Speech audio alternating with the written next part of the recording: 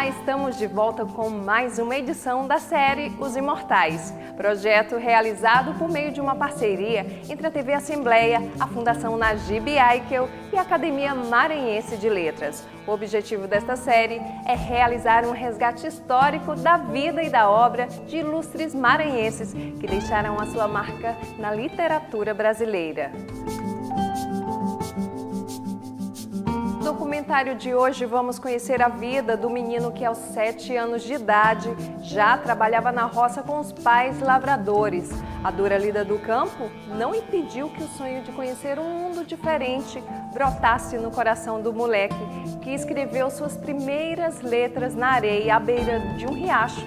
Aos 23 anos, José Francisco das Chagas desembarca em São Luís, cidade que se tornaria uma eterna fonte de inspiração.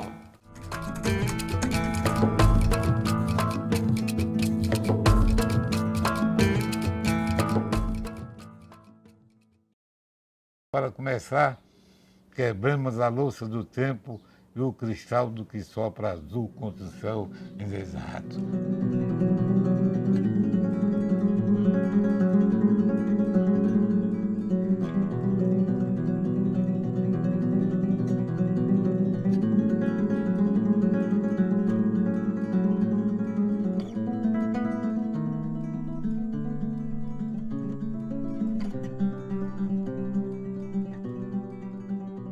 Desde o dia em que eu te vi, mulher fingida, que nunca mais tive sossego em minha vida.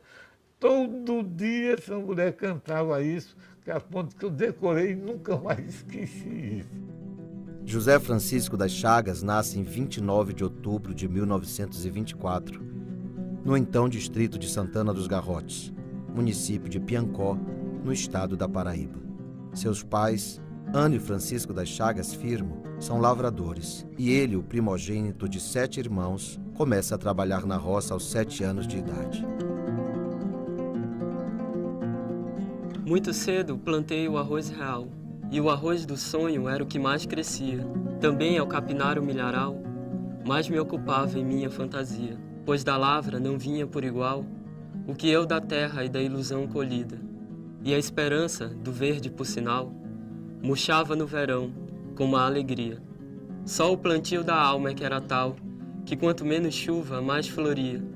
E isso era bom, porquanto é natural, nem só de pão a boca ser vazia. E se pouco era o pão e pouco o sal, muito era o doce bem da poesia. Aquela realidade me levava também a sonhar, a pensar, aquele milharal, aquela coisa bonita, aquele arrozal, aquele troço. Todo me levava a que havia um mundo diferente, havia alguma coisa além daquilo tudo. Eu costumo dizer que enquanto os outros sonham para chegar à realidade, eu vivi uma realidade e saía dela para o sonho, para sonhar. Naquele tempo eu era garoto, eu tinha que ficar, quando o riacho vinha inverno, o riacho tirava a seca, para evitar que o gado, cabra, tudo entrasse para comer o legume, a gente ficava lá o tempo todinho. Mas depois o riacho demorava um pouco, secava, né? E a gente continuava lá ainda vigiando, mas eu aproveitava, naquele tempo eu estava às voltas com letras e tal, aproveitava para fazer letras na areia, viu? O vento vinha, aquele vento grosso, apagava a areia grossa, eu fazia de novo. Eu entendia que o vento apagava para aperfeiçoar. Então ele é que me ensinou a escrever. E ele é que apagou tudo depois. É a vida que é assim, rapaz. O riacho secava e em sua areia eu escrevia as letras do alfabeto. Como um aluno no campo que semeia sonhos em seu canteiro predileto, e ilusões vinham em todas em cadeia para a escola do vento que, inquieto, sempre apagava a minha escrita feia para que eu a fizesse com o afeto de quem retorna o sonho da aldeia, até ver na mão fluir correto como o riacho que hoje corre em minha veia, passa a escrever minha vida por completo, e um vento de saudade quer que eu leia, mas vê que sou ainda analfabeto. Chagas cursa o ginasial de cidade em cidade, Nova Olinda, Misericórdia, Soledade e Campina Grande. Em 1941, transfere-se para a capital, João Pessoa, onde estuda no Liceu Paraibano. No sertão, a água é sempre pouca, e em meados dos anos 40, sua família foge da seca em busca de terras melhores. O Maranhão é o estado escolhido. No caminho, Chagas ainda passa pelo Piauí, onde continua os estudos por 2 anos, antes de chegar à cidade de Pedreiras. A família fica por lá, mas o futuro poeta se muda para São Luís, desembarcando de trem na estação central da antiga rede ferroviária federal. Era uma quarta-feira de janeiro de 1948. José Chagas tinha 23 anos.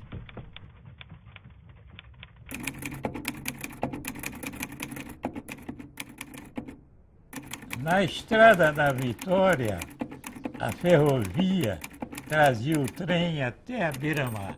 Era o apito que a cidade ouvia quando se ia partir ou se chegar. E assim de trem desembarquei um dia, como quem chega de nenhum lugar. E tudo quanto de repente eu via ganhava uma atração particular. A cidade era feita de poesia e eu não vinha senão para cantar, mesmo que o canto fosse a voz tardia de uma mensagem que se perde no ar. Sei que era inútil, mas eu não trazia nada melhor em mim para ofertar. Eu cheguei também, eu era ainda tradicional. Eu cheguei com um caderno de verso, feito ainda na minha terra, um caderno horrível. Eu tinha muita influência da poesia de Augusto dos Anjos, e meus poemas eram os poemas dramáticos, coisas e tal. Matarruma, que foi o primeiro intelectual que eu encontrei na pensão dele, eu me hospedei na pensão deles, eu estava morando nesse tempo, e ele cedo me descobriu que eu fazia verso. Aí dizia naquele jeito dele: meu besta, você é poeta.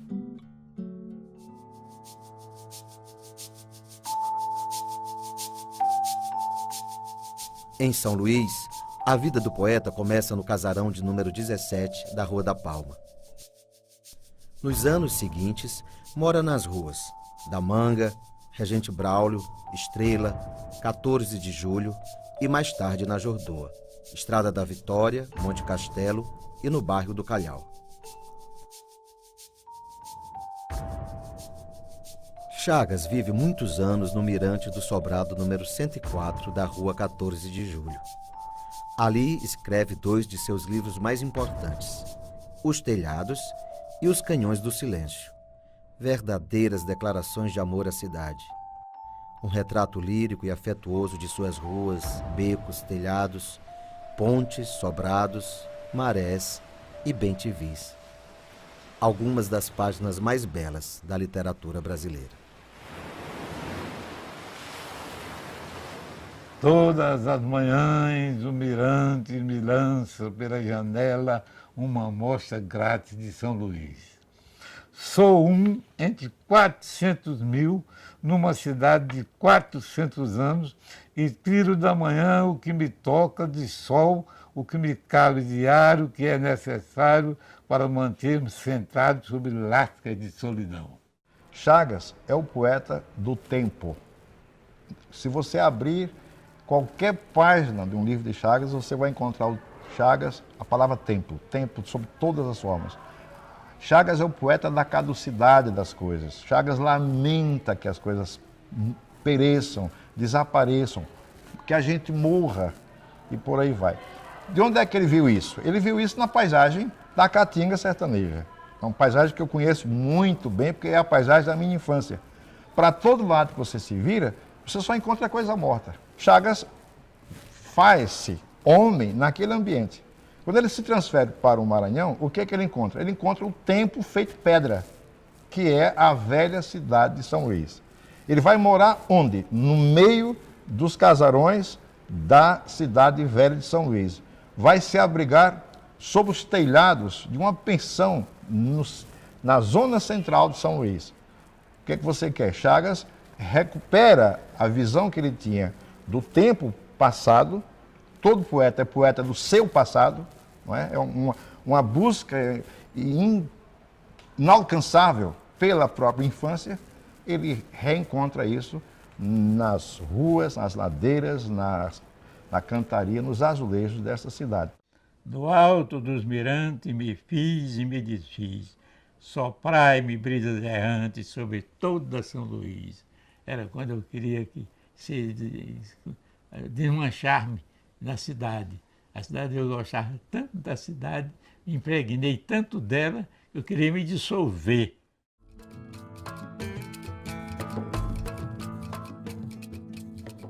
A poesia de cordel, os violeiros, os cantadores e os repentistas, a maior influência de José Chagas, que ele encontrava facilmente nas praças e feiras nordestinas, não eram muito comum no Maranhão. Quando chega a São Luís, no final dos anos 40, na cidade só havia poesia e prosa do século XIX. Quando eu cheguei aqui no Maranhão, quem era lido muito era Guerra Junqueira e Olavo Bilac. Viu? O modernismo não tinha chegado aqui, coisa nenhuma. Tributo foi quem trouxe essa coisa, o pessoal começou a ver uma coisa diferente aí. Quer dizer, é uma espécie de modernismo que não veio desse movimento de São Paulo, não. Nas décadas seguintes, o poeta acaba incorporando em sua obra novas linguagens e experiências, mas no fundo, nunca deixou de ser um violeiro. E aí, como me considerei depois um violeiro sem viola.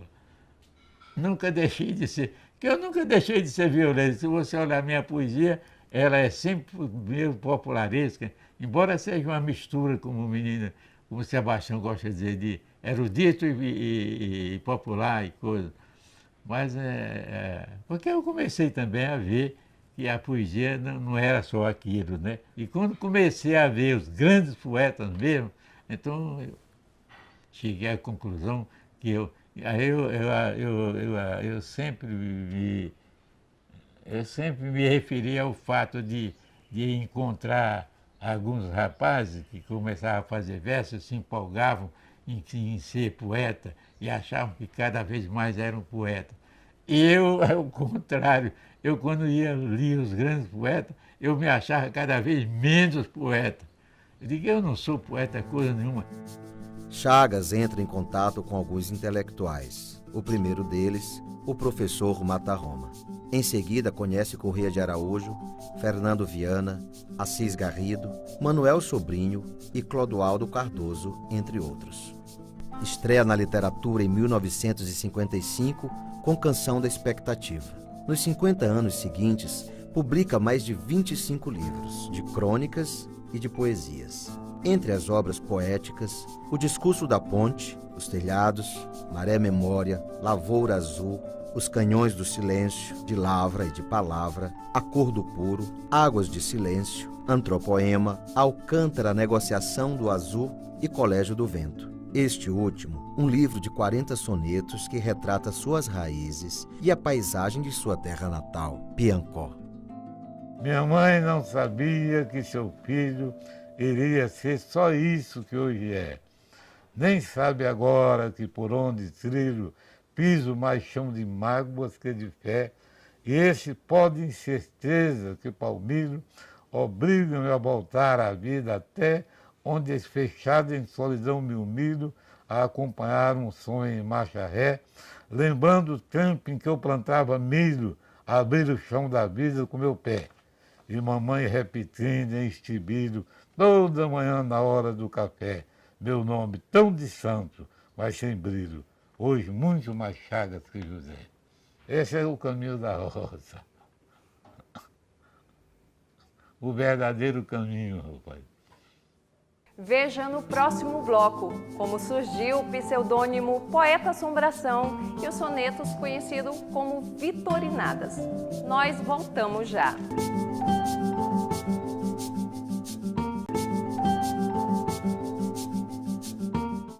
conhecido como o poeta dos telhados, o poeta do tempo soube, como ninguém, descrever as belezas de São Luís. No cotidiano, a poesia e o jornalismo caminharam lado a lado na vida de José Chagas. Em 1975, é eleito para ocupar a cadeira número 28 da Academia Maranhense de Letras. Com mais de 25 livros publicados, deixa um legado inestimável para a literatura brasileira. Nos mais de 60 anos vividos em São Luís, o poeta trabalha como servidor público e cronista de jornais. Literatura e jornalismo sempre foram suas paixões e andaram lado a lado durante quase toda a vida. Publica 3 livros de crônicas: Pedra de Assunto, As Armas e os Barões Assinalados e A Arte de Falar Bem. Escreve para o Correio do Nordeste, Jornal do Dia, Jornal do Povo, O Combate e O Estado do Maranhão. Nos últimos dias, discutiu-se muito na área política do país o problema da burrice. Vejam só vocês a que ponto estamos chegando em matéria de temas para debate entre os nossos homens públicos.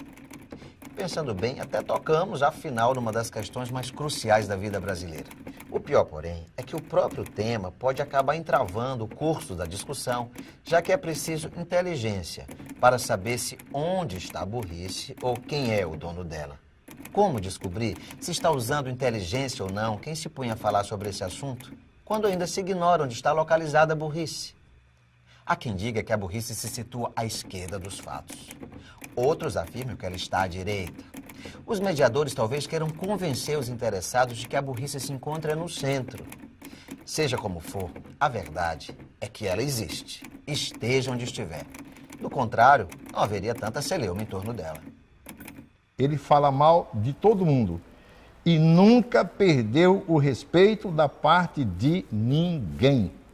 Chagas sempre foi uma pessoa muito querida e muito respeitada, porque as pessoas sabiam que ele não colocava nenhuma paixão pessoal nessa avaliação que fazia. A sátira é um dos fortes traços do cronista. No início dos anos 50, publica no jornal O Combate, sob o pseudônimo de Poeta Assombração, em parceria com o amigo Antônio Justa, sonetos conhecidos como Vitorinadas, que tem como alvo o então senador Vitorino Freire. Descobrimos que a palavra Vitorino Freire são 14 letras, dá exatamente um soneto, né? E começamos a fazer soneto todinho com acróstico, com a palavra Vitorino Freire. Aí fomos largando o sarrafo. Gostou de pegar, dava uma gorjeta qualquer para um garoto que ia passando, diz, deixa isso aí bem. Nós morávamos perto do Combate, né? Deixa isso lá no Combate, entrega para o diretor do Combate. E o garoto levava. O garoto não sabia quem era, e nem o menino sabia quem era que mandava. Vivem de investigar quem faz os versos, intitulados de Vitorinadas. Tenham hoje um roteiro, esses perversos. O autor morre entre as classes humilhadas. Reside entre os que têm fados adversos, injustamente expostos a pancadas. Na rua onde uns estão de olhos imersos, outros morrendo à fome nas calçadas. Falam que o protege é o anonimato, rumores imbecis, tudo inexato. Eles é que já anônimos estão. Registramos aqui a voz do povo, e a voz do povo não se assina, não. Como, de certa maneira, os sonetos, né, a poesia, ela está muito ligada a essa sociabilidade do mexerico, essa voz anônima que vem das ruas, né? O poeta Assombração, né, utiliza esse aspecto, essa relação com os apelidos que circulavam na cidade, para exatamente se colocar, digamos assim, num lugar geral, né? Ou seja, quem sou eu? Eu sou o porta-voz do povo, né? Eu sou o porta-voz aqui dos oprimidos, daqueles que não têm voz, né, nesse momento, diante dessa ocupação e dessa violência da oligarquia, e se coloca num plano, digamos assim, de não propriamente se eximir de responsabilidade, mas dizer que, na verdade, ele encarna um espírito, né, da cidade ou do Maranhão, né, dentro dessa campanha de libertação. Em 1966, a convite de amigos, José Chagas aceita se candidatar à Câmara Municipal de São Luís e se elege vereador, mas se decepciona com o jogo político e desiste depois do fim do primeiro mandato. Nunca mais voltaria à política, a não ser como tema para suas crônicas e poesias, sempre de maneira crítica.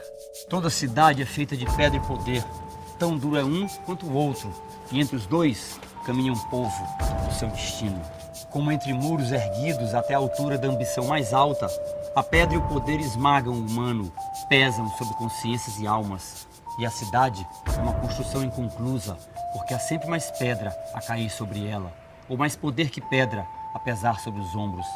A pedra dura, e mesmo em sua perda, perdura. O poder apodrece, mas renasce de seu estrume, para o extremo de sua força, que está entre a farsa e a forca. A política me decepcionou de uma maneira brutal pelo seguinte: de manhã a gente, numa reunião assim informal, os vereadores concordavam em que a gente tivesse que ser contra uma determinada determinação da prefeitura, não concordavam com ela. Mas quando era tarde que havia a votação, já aqueles que eram contra estavam a favor. E eu, com a minha coerência, eu me revoltava, né? Aí havia um vereador que era tarimbado já há muito tempo, muito meu amigo, era o Walter Fontoura, que me dizia: você não é político. Não é a política que eu condeno, não.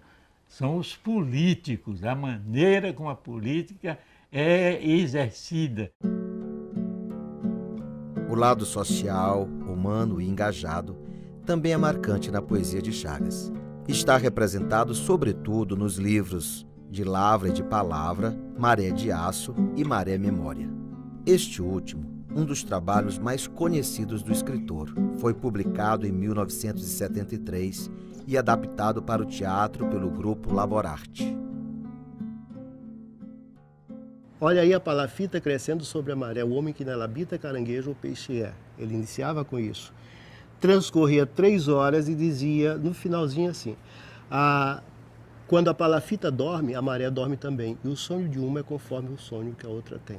Maré Memória é o marco porque, primeiro, o texto é uma obra fantástica, é um texto altamente requintado, mas com apelo popular fora do comum. Ele veio, deu depoimentos pra gente, falou sobre o poema, falou dele, poesia e tal, e depois ele falou também do Maré Memória e acompanhou. Em várias oportunidades ele teve no Laborarte também. Palafita hoje em dia é segredo de Estado e sangue de lamparina, miséria Deus é quem dá, o poeta é quem ensina.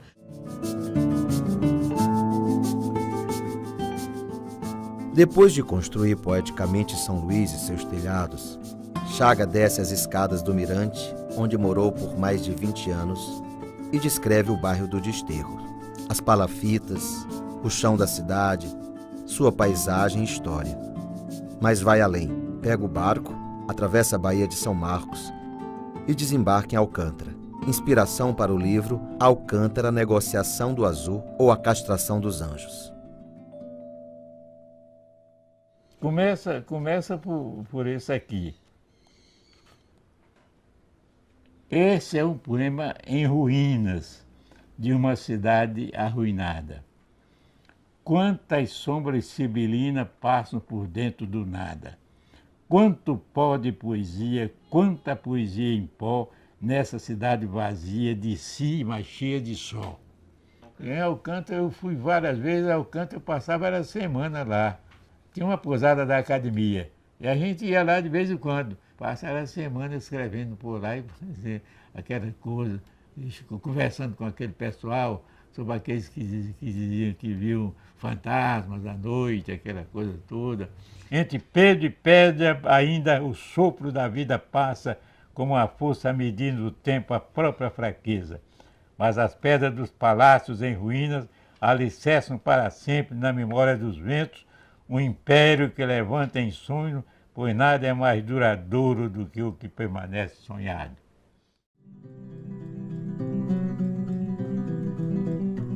Eleito para a Academia Maranhense de Letras em outubro de 1975, José Chagas ocupa a cadeira número 28, que tem como patrono Luiz Antônio Vieira da Silva. Não há uma imortalidade de coisa. A gente não pensa que o cara, porque ele vai para a academia, fica imortal. E outra coisa, não é a academia que faz imortais. O imortal é que tem que fazer que a academia seja eterna. José Chagas, 87 anos de vida, mais de 60 sobrevoando liricamente a cidade de São Luís com seus versos de lavra azul. Além dos livros já publicados, Chagas tem outros tantos reunidos num grande envelope pardo, contendo mais de 500 poemas inéditos. Sou feito do quanto todo bicho é feito, mas tenho o meu tanto de sonhos no peito. Tenho a minha cota de alma também, que é o quanto se esgota de mim para o além. Seguro-me ao barro soprado por Deus, e em susto me agarro dos andaimes meus. Só isso aí. E aí acabo não sendo nada.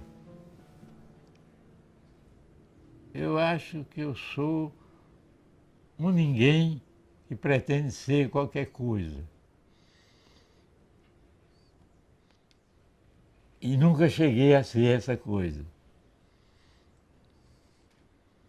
Eu sempre sou um sujeito, eu não digo falido, né? Nem falado, nem falido, né? Sou um sujeito. Sou a pessoa que é o que não deveria ter e que gostaria de ser. Às vezes eu penso que eu sou outra pessoa. Eu nunca fui, eu não consegui ser o que eu sempre pensei que poderia ser. Então, eu é que te pergunto, que diabo é que eu sou? O que é que é preciso para a gente ser o que é? Tem dia que eu sei, que eu não sei se sou eu.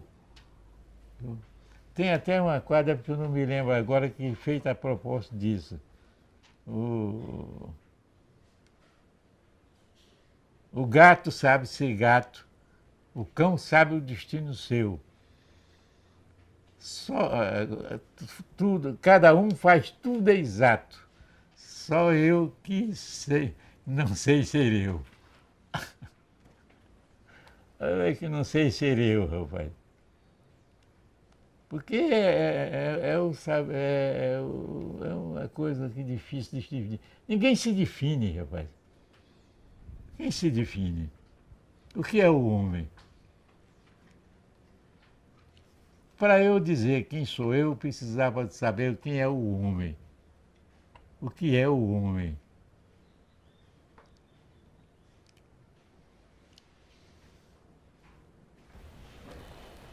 O Chagas sempre foi um camponês.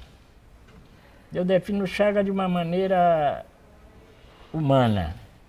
Um camponês que se voltou aos homens simples desta terra, que sempre soube se impor como camponês na sua obra, e eu admirava e continuo admirando. Mesmo se que eu não tenha mais ao meu lado, como no tempo da juventude, mas ele permanece, como dizia o Erasmo Dias, permanece no meu coração. Tudo acabou em solidão, tudo acabou em nada. A solidão e o silêncio. O silêncio é exatamente... Com o silêncio é que você aperfeiçoa a solidão. É a obra-prima. O silêncio é a obra-prima de você fazer a sua solidão. O silêncio é a minha obra, a melhor coisa que faço, com aquilo que de mim sobra por vitória ou por fracasso. Não sou capaz de poema, nem o poema é capaz de me dar a paz suprema que só o silêncio traz. Em minha boca essa fome de silêncio me tortura, por ver que a língua ainda come da palavra já madura. É que a língua saboreia palavra, não pensamento. De que vale a boca cheia se de mim não me alimento? Ah, não quero a poesia, nem o poema, nem nada. Só quero é a boca vazia para a verdade calada. Quero é o silêncio que diz o que não pode ser dito e que apague a cicatriz do ferimento de um grito. É isso aí. Essa fotografia é provavelmente de 1927. A gente fica pensando o que é que esse pessoal nessa hora pensava, rapaz, nesse momento aqui. Eu tenho uma saudade. Ana era uma pessoa que cuidava de mim quase, essa daqui era uma pessoa que cuidava de mim quase como uma mãe, rapaz. Era a Ana. Gosto delas. Agora o que é impressionante é que aí o único vivo sou eu. E eu pergunto, para quê? A série Os Imortais sobre José Chagas termina aqui. Você pode rever este e outros programas no nosso site al.ma.leg.br/tv. Até o nosso próximo encontro.